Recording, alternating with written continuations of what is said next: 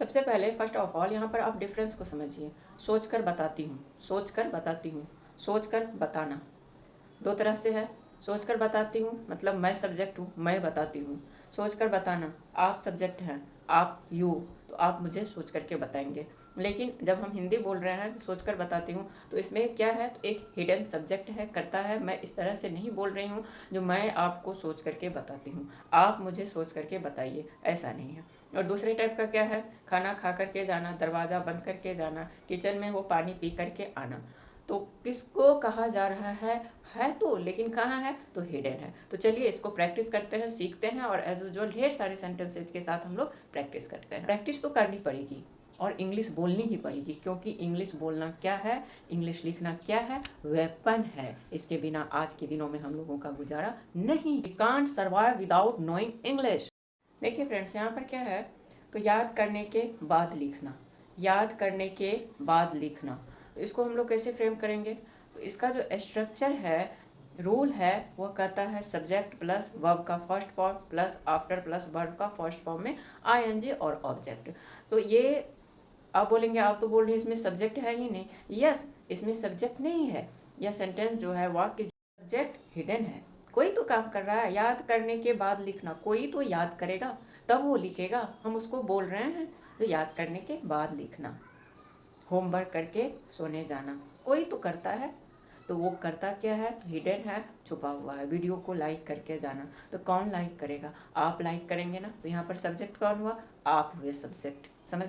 और दूसरा क्या कहता है, दरवाज़ा बंद करके जाना, खाना खा करके जाना, इस तरह का। तो उसके लिए हम लोग क्या इस्तेमाल करेंगे, उसके लिए एक ऑलरेडी बना बनाया फ्रेज आता है, उसके हेल्प से हम उस सेंटेंस को बोलेंगे। पहले जो इजी है, जिसको हम फ्रेज के हेल्प से बोल लेंगे, लिख लेंगे, उसको देख लेते हैं। वैसे otherwise all are very easy, सभी के सभी बहुत ही इजी है, सिर्फ कॉन्सेप्ट हमारे ब्रेन में है। तो दरवाज़ा बंद करके जाना, तो यहाँ पर एक फ्रेज है, lock the door before you leave. यहाँ पर यू दिखा रहा है, मतलब आप। वीडियो को लाइक करके जाइएगा, तो आप इस तरह से lock the door before you leave. Video को लाइक करके जाएंगे, तो वहाँ पर तो क्या है, लॉक द डोर नहीं है, तो उसको कैसे बनाएंगे वो भी हम लोग देखेंगे, जिसका मीनिंग एक ही हो, मतलब सारे के सारे वाक्य कहलाते हैं बिना सब्जेक्ट के, बिना कर्ता के। कर्ता क्या होता है, डूअर, काम को करने वाला कर्ता कहलाता है, मीन्स सब्जेक्ट कहलाता है। Lock the door before you leave, आप जाने से पहले, बिफोर यू लीव, आप जाने से पहले दरवाज़ा लगा देना, दरवाज़ा बंद कर देना। लाइट बंद करके जाना, लाइट बंद करके जाना, पंखा बंद करके जाना। तो turn off the light before you leave, turn off the light before you leave. काम करके जाना, तो क्या है, before you leave, before you leave, इतना दिमाग में रख लीजिए। जब होता है जो खाना खा करके जाना, खाना खा करके जाना, तो have your meal, have your meal before you leave, have your meal before leave means खाना खा करके जाना। अपने जूते पहन करके जाना, सब में करता है, कोई तो ये सारे काम को कर रहा है ना। तो wear your shoes before you leave, wear आप पुट ऑन भी दे देंगे, लेकिन दोनों में डिफरेंस होता है। जब हम किसी काम, किसी चीज़ को पहनते हैं, तो उस प्रक्रिया को, इस प्रोसेस को वियर कहते हैं। जब हो गया, जब मैंने इस कुर्ती को पहन ली, धारण कर ली, तब ये पुट ऑन। जब प्रोसेस में है तो wear, wear your shoes before you leave, before you leave, कपड़े पहन कर जाना, बाहर जा रहे हैं तो उसके लिए फ्रेश आयरन किए हुए कपड़े पहन करके जाना। Get dressed before you leave, get dressed before you leave, कपड़े पहन करके जाना। काम खत्म करके कोई काम करना, काम खत्म करके जाना, जब जाना हो तब बिफोर यू लीव। आप देख रहे हैं सारे वाक्यों में क्या है, तो जाने से पहले ये काम करके जाना। Finish the work before you leave, तो कौन सा फ्रेज याद रखना है, before you leave, before you leave को बोलना हो तो ये काम करके जाना, तो बिफोर यू लीव अपने दिमाग में रखिए, प्रैक्टिस में रखिए, और आराम से इजी वे में बोलिए, लिखिए।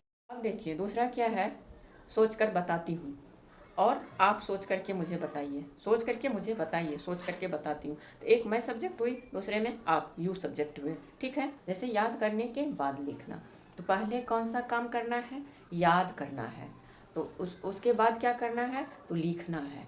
जो लास्ट का काम है याद करने के बाद लिखना, पहले याद करेंगे उसके बाद लिखेंगे। तो हिंदी का जो लास्ट वर्क होगा लिखना, सेकेंड वर्क होगा, उसको हम पहले उठा के देंगे।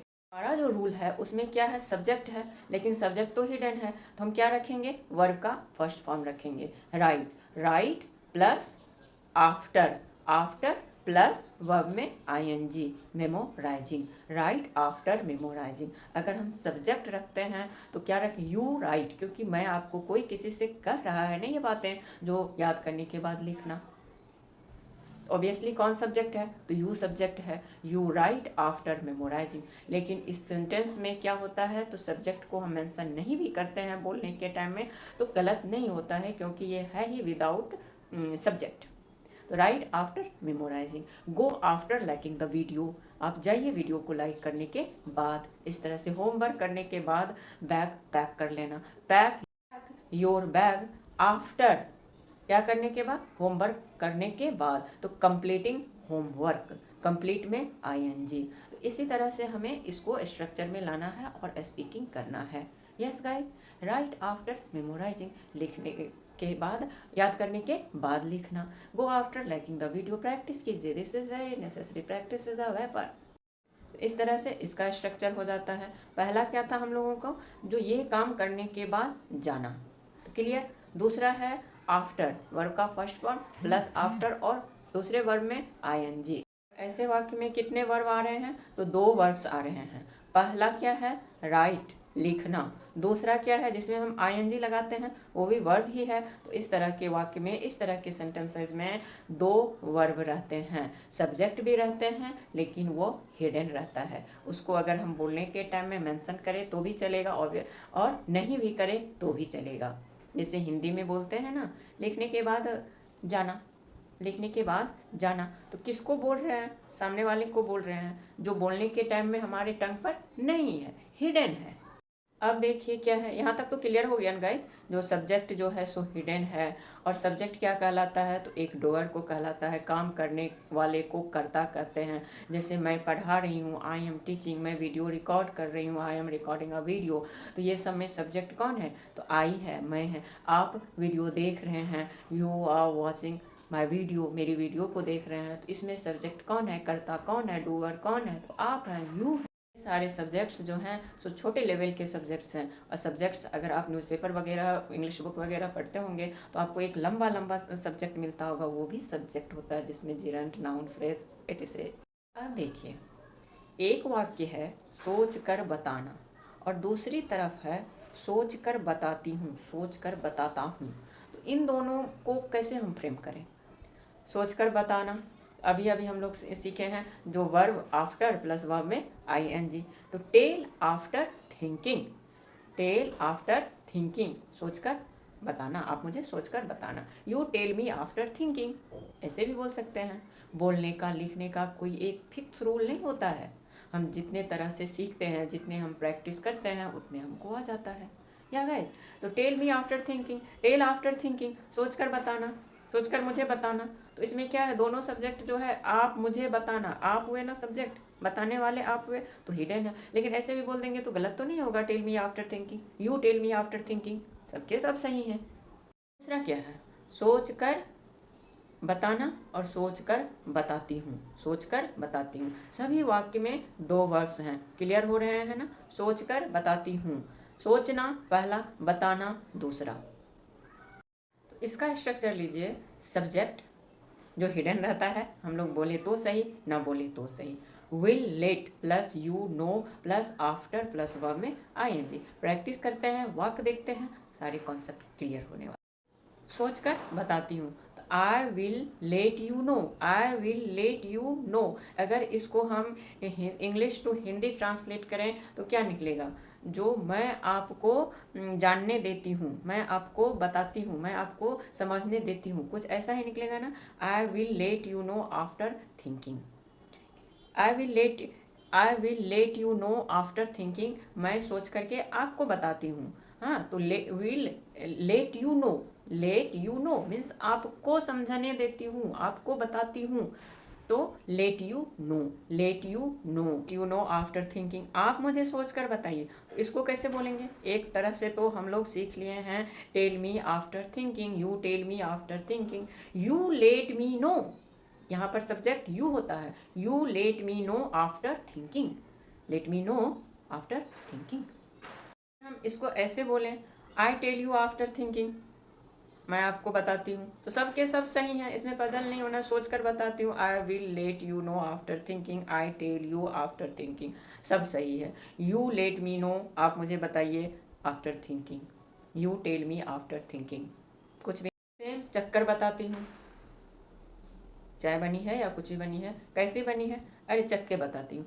आई will let you know after testing, दो वर्ब्स हैं, एक वर्ब क्या कहलाता है, तो मेन वर्ब, एक वर्ब क्या कहलाता है, तो आईएनजी, या तो एक तो फिक्स है लगभग जो know, I will let you know after testing, तो नो एक फिक्स है, मतलब बताना, आपको समझ में देती हूँ, एक बार चेक करके बताती हूँ, I will let you know after checking it once, एक बार है तो वंस, वापस आकर के बताता हूँ, कहीं गए हो, क्या है वहाँ का सिचुएशन, कैसा है, तो वापस आकर के बताता हूँ। I will let you know after coming back, पहुँच कर बताती हूँ, कहीं जा रहे हैं, रास्ते में ही फ़ोन आ गया फ्रेंड्स का, अरे पहुँचने तो दो।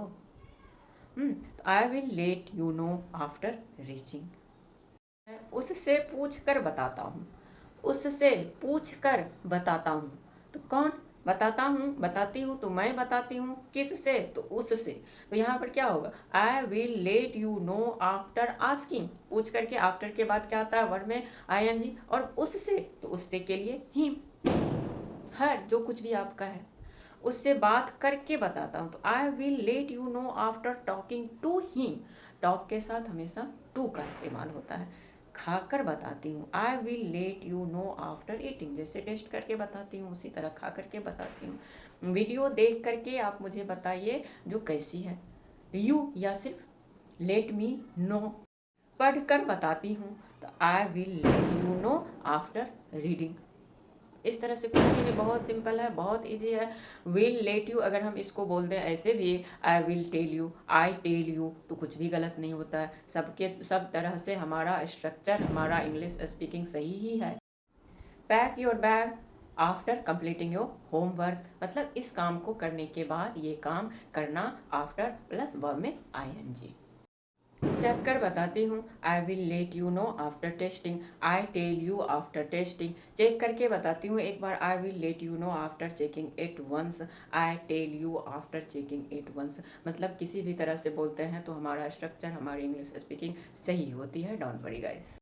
यस गाइस, इस तरह से हमारा सारा कॉन्सेप्ट क्लियर हो गया है। बिना सब्जेक्ट वाला जो सेंटेंस है उसमें सब्जेक्ट तो है, कोई डूअर है तब तो कोई काम करता है ऑब्वियसली, तो लेकिन वो हिडन है, उसको हम बोलने के टाइम में रखें या ना रखें हमारा सेंटेंस सही ही होगा, लेकिन मोस्टली नहीं ही रखते हैं। I hope this video must help you, so please don't forget to like this video, share, subscribe and press hype button also. Thank you for watching this. Thank you.